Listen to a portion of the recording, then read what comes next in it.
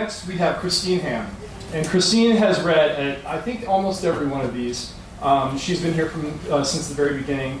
She is a PhD candidate in English literature at Rutgers University, where she was awarded a Caspersen Scholarship for academic promise. In 2007, she was a runner-up to the Queens Poet Laureate. Her poetry has been published in tons and tons of publications. All of these bios are actually on the Nuclear Poetry website, so I'll let you read it there. But she's an amazing lady. Here she is, Christine Hamm.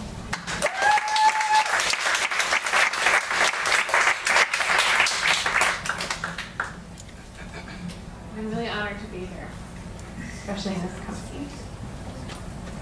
I'm going to read some new stuff and then some old stuff.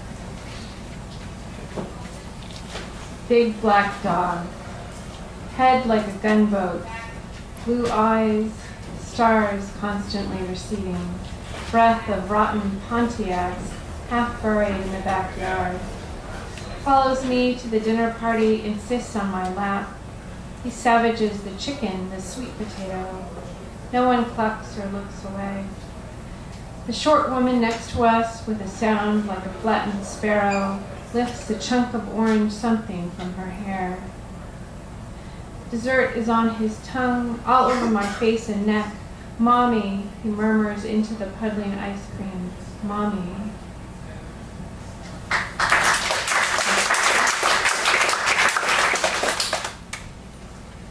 Tender. 4 Dos Equis and his voice a plastic radio skipping between station and static. My new friend lays his hand on my shoulder. His arm is heavy as the whole weight of his scarred white body. Our small table smells of moldy towel. He's telling me he likes being beaten, that he's never told anyone this, that he hires a woman to do it. Beyond the restaurant's open window, I hear the evening's last wren call softly in the chokecherry bush. Dusty leaves stunted by diesel spatter and constant traffic.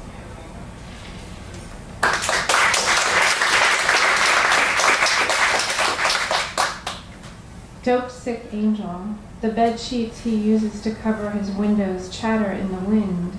I watch the stains on their edges move into formation, grow wings.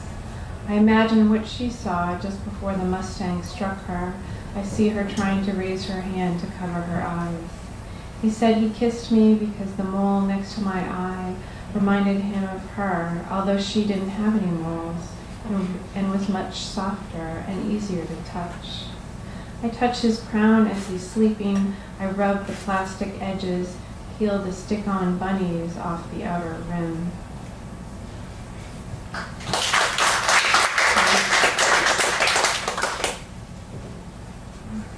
Okay, now I'm going to read some prose poems.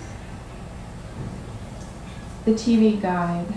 She comes out of the bedroom and looks at him. He's watching the TV again, and on the TV, creatures very much like men in lizard suits hit each other slowly with great noise. There's a lot of sugar in Gatorade, she says. He takes the empty plastic bottle next to his elbow and sticks it under his chair. He does all this without looking at her. I only had a little, he says. She watches the monster crush a city on the TV. When the monsters hit the buildings, the walls explode into ash. She can tell the windows of the buildings are just black paint on cardboard. She says, the last time you were in the hospital, the doctor said not to have any sugar. They both watch the monsters cough fire at each other. One monster tears a wing off the other and they both fall into the sea. They continue to hit each other underwater. The bubbles make it hard to see. She looks at him and sees that his t-shirt is torn under one arm. He grunts or maybe coughs. She goes back into the bedroom and closes the door.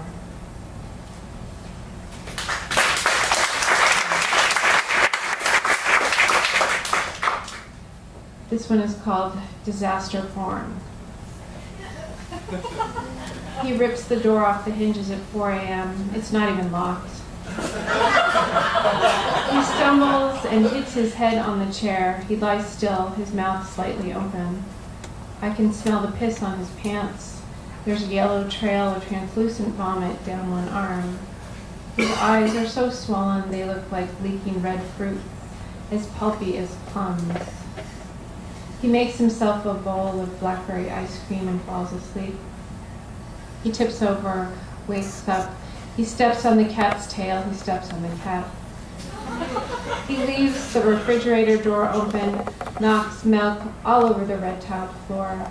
He turns on the gas stove. He tries to light a cigarette and sets his beard on fire.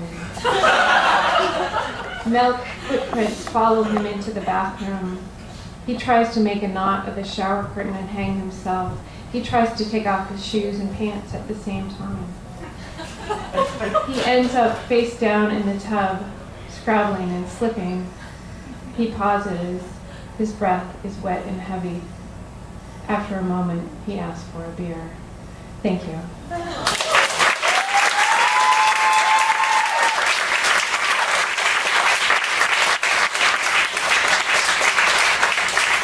Christine, a girl actually lives under her bed. Right, Christine? She has this awesome poem about this girl with like sharp teeth, and she wears like really gaudy makeup.